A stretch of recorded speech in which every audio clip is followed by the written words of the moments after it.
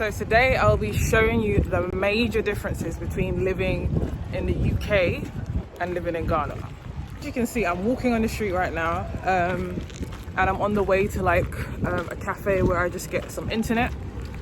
As you can see, there isn't really huge road denominations everywhere when it comes to pavements. So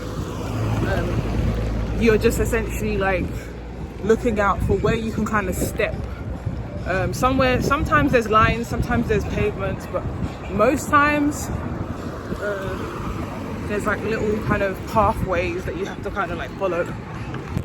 So this is an example I'm talking about, and then obviously I just came off of this main road. This is probably like the safer bit right now, because the road is the road, but and then you have to watch out for like some of these gutters and stuff. But yeah, that's one thing. In terms of walking,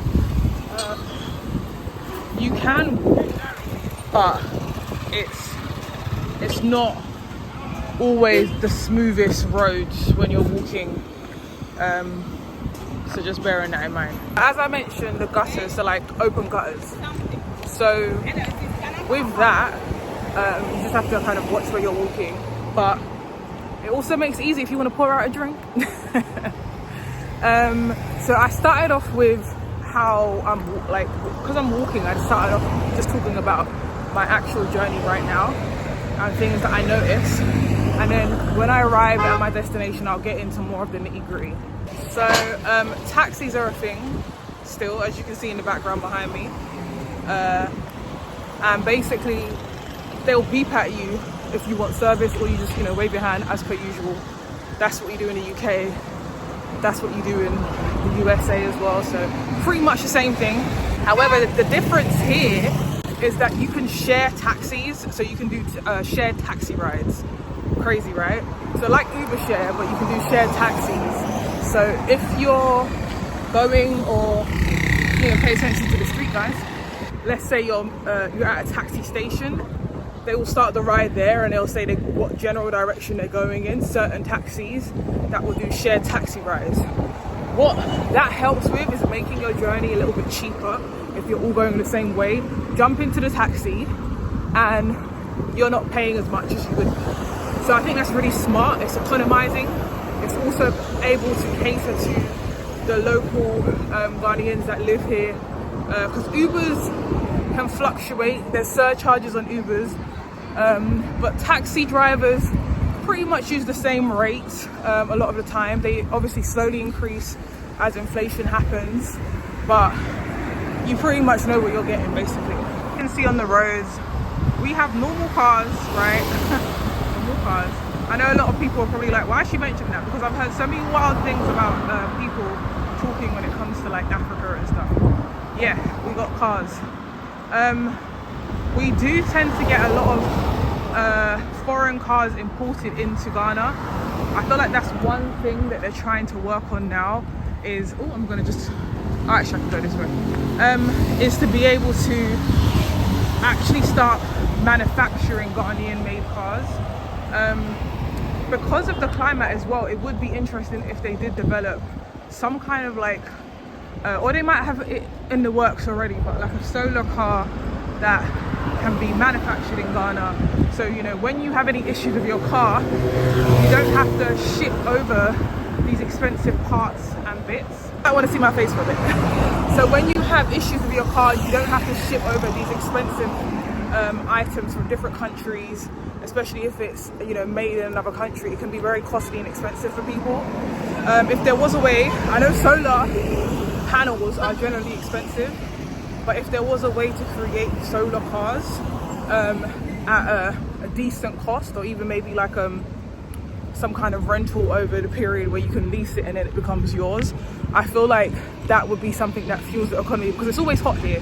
There is rainy season, but the sun always pops out, right? It's a hot country, so it will be beneficial to have ways that we can use that to help the ecosystem flourish. You can see there's signs, same way you would find in the UK, anywhere else. Signs to just warn you of certain things. I don't know what this one means. I don't know if it's to do with the gutter or but yeah, there's signs to just show you to be aware of certain things, you know, road signs, etc.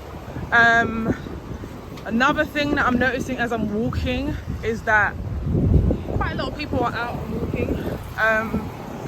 I feel like it doesn't really matter what the roads are looking like. People gotta walk, you know what I'm saying? People gotta move. People, not everyone has a car or can afford transportation costs, so people are walking. Another thing is that Accra, Ghana, because I'm in obviously Accra right now, it's quite small overall. Anywhere you're going to, most places, right, that are like centrally located, they won't take long to get to unless there's traffic, of course, and there's always traffic.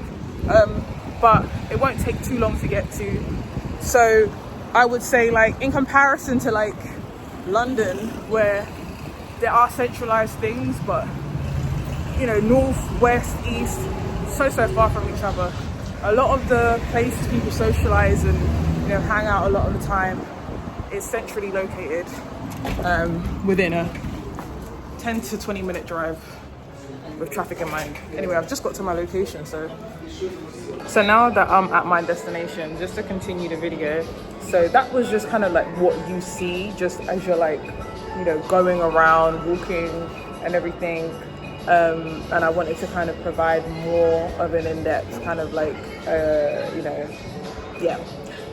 So when it comes to lifestyle, it's very, very different. Like, I think that's the biggest thing. Aside from like the sun, I feel like the lifestyle is like the biggest thing. It's just very, very different. The way things run and operate is like, it can be different. It's an adjustment getting used to the way some things operate and work. If you're somebody that isn't a little bit open-minded, I don't think this is the place for you, because you have to have a level of open-mindedness in the way your new experience can operate, or your new life can operate, because it's very different. I don't know if I'm being blurred out by this camera. I will do a part 2, but I think what we've learned from this video, just from me walking, is quite good information to know. So as you can probably hear, just like London, there is a lot of noise pollution here in Accra. People playing music really loud in different stores and shops. The sounds of the motorbikes, the vehicles. A lot of people that are like Ubers and whatnot, they have vehicles that are like basically quite old. So you can imagine what the kind of pollution is. Just like in London, if you're in the middle of like central London or something like that, you hear a lot of noises, cars, bikes going by, etc. Same way, same thing really. So yeah, that is definitely similarities in when it comes to the pollution, noise, sound, everything. The one thing that they do have here, which London doesn't have, are motorcycles and motorbikes that carry people around like a taxi. They're called Okadas. And so you will not see that in London, not that I know of at all, where even a motorcycle can take you from A to B, especially if there's traffic. Accra gets very congested at, you know, peak times. That includes around, you know, 5 o'clock, 4 to 5, people coming from work and everything. I'm just gonna pause here so I don't lose my life. Hold on. A moment of quiet on the Accra streets. Crazy. Anyways, yeah. So there's Okadas that travel people around on motorbikes, which I think is so innovative. I think that's great, because think about it like this. If you're in traffic and it's literally standstill, motorcycles and motorbikes are the only things that are getting you through, fam. You know what I'm saying? I have to switch it up, you know, with the dialogue and the language and the dialect and stuff, guys. But motorcycles are the only things getting you through that standstill traffic. So if you have to be somewhere urgently, Okadas are like a very good idea. jump on the back of a motorbike and go. In terms of like, you know, how you find them, usually it's the same way you would find a taxi at a station or just on the road. You might see someone, but most times they're like set up, parked up on a corner somewhere, and you just know if you know. You know if you know. As I'm walking, I'm seeing this house over here. Just want to show you how it looks like.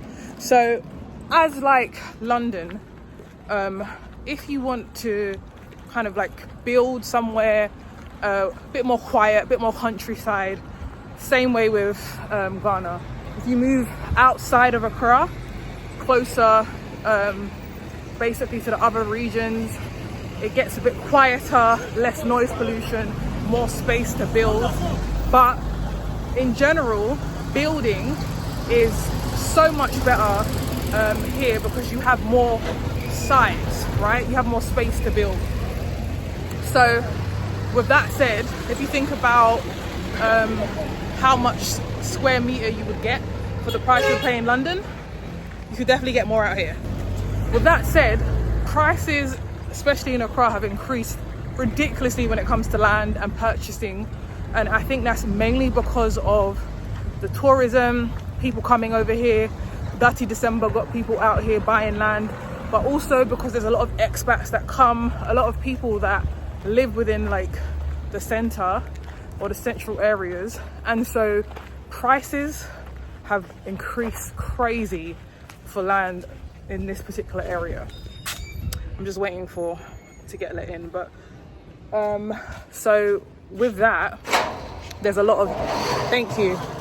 With that, there's a lot that comes with buying, which even though you can get better value for your money overall, in terms of the space, in terms of the lifestyle, it's very easy going here, with sun, being close to beach areas. Because of prices have increased quite a lot in the past couple of years, it does get really expensive to buy. But if you buy it a bit further out, you get a better value for your money. I have to do, so I think I'm gonna have to do a part 2, as I'm tired, out of breath, and got some work to do. So there will be a part 2, guys. Drop in a comment, subscribe, let me know if you found this helpful.